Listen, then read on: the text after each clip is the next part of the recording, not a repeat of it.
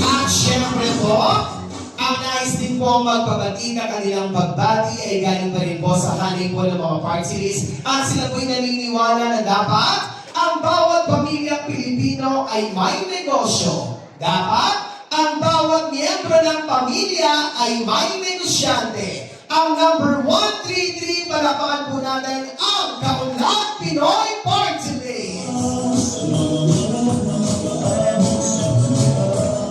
Again din po ang pagbati din po ng isa rin po sa nais kamikot sa halin na rin po ng party list na ang magiging boses po ng mga riders at mananakay. Ang kasna sa magandang bukas, ang number 107, ang Kasangga Party List.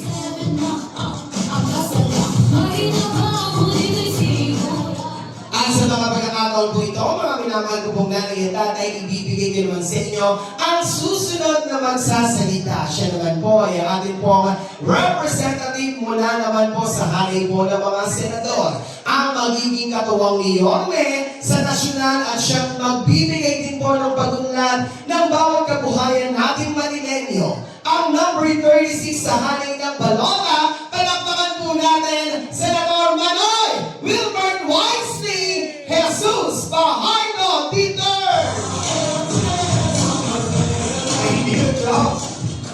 Hi! Hello! Ayan, gising na gising ang mga lolo't lola namin. Kumusta po kayo? Magandang araw po sa inyong lahat. Lalong-lalo na po sa bumubuo ng Team Yorme's Choice. Matanong ko nga, nami-miss niyo ba si Yorme? Talaga? Taas ang kamay na gusto bumalik si Yorme. Dami, pati paa nakataas. Palakpakan po natin na magbabalik ang nag-iisa natin, Yorme Isko Moreno Tumagoso! Excited? Picture lang muna. Mamaya makakapiling natin siya. At sa kanyang pagbabalik, isama na po natin ang bagong liwanag ng Manila, ang nag-iisa at magiging Vice Mayor natin, Vice Mayor G. Atienza. At syempre po dito sa Sampaloc, bigyan natin ng bagong mukha ang ating kongresista. Palakpakan po natin ang susunod natin magiging Congressman Joel J.D.V. Villanueva. At syempre po, hindi naman mabubuo at tinatawag na Team Yorme's Choice kung wala ang magagaling at masisipag natin konsihan. Tama?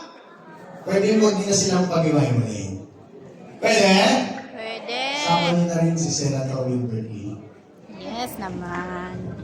Una, sa ngalan po ni Senator Wilbert Wisely, pinabot po namin ang aming taus-pusong pasasalamat sa inyong lahat. Lalong-lalo na po sa Team Yorme's Choice. At kami po ay nabigyan ng pagkakataon upang kayo ay makadaupang palad. Maraming salamat po. Isang karangalan po para sa akin ang tumayo sa inyong harapan bilang isang kinatawan ng isang magiting at magaling na congressman ang susunod nating magiging senador. Palakpakan po natin, Senator Manoy Wilbert Wisely! Hindi niyo po na itatanong, si Senator Wilbert Wisely ang kauna-unahang kongresistang nakipaglaban at nakipagbalitaktakan sa PhilHealth upang nang sa gayon, ang 90 million PhilHealth funds na nakabimbing lamang sa bangko ay maibalik sa tao. Palakpakan naman po yan. Ayaw niya po ng tinitingin serbisyo ng PhilHealth kung kaya't sa kanyang pagpupunyagi, ang bawat mamamayang Pilipino ay nagwagi sapagkat ramdam na po natin ngayon ang 30% na dagdag benepisyo mula sa PhilHealth. Parang maraming hindi masaya. Taas ang kamay ng miyembro ng PhilHealth. Halos lahat. Ramdam niyo. Ramdam niyo. Gusto niyo maramdaman? Tulungan niyo po, Senator Wilbert Wisely. Sapagkat isusulong na po sa Senado ang libreng gamot at libreng pagpapagamot. Kasama siyempre ng libreng CT scan, libreng PET scan, libreng MRI, libreng X-ray, libreng ultrasound, libreng opera sa mata, libreng salamin sa mata, libreng pamaypay. Hawak mo na. At kung ano-ano pa. Sa madaling sabi, pag ang pinag-uusapan ay ang pangkalusugan, dapat walang binabayaran ng taong bayan. Tama? Dahil naniniwala po si Senator Wilbert Wisely na ang gamot at ang pagpapagamot ay dapat pasanin ng gobyerno at hindi dapat intindihin ng tao. Naniniwala kayo ron? Naman. Wala na pong mamamayang Pilipino ang lalabas ng kanilang tahanan at mga kamba na baka bukas sila magkaroon ng karamdaman. Wala na pong batang sampalok ang iikot sa opisina ng ating mga politiko, mangangalap ng pera, pampakopera. Pwede? Tanong, sino gusto na libreng gamot? Isaratan? Ang nakatipin? Metformin? Si Tirisi? Tulungan niyo po muli, Senator Wilbert Wisely.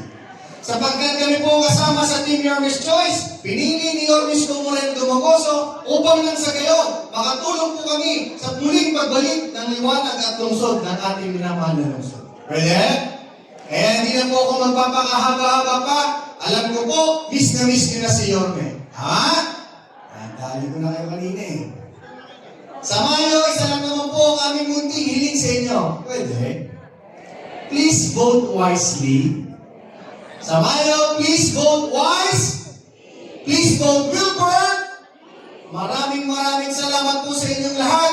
Muli po, sa ngalan ni Senator Wilbert Wisely, ang nagsasabing ang gamot mo. Sagot ko, Manila!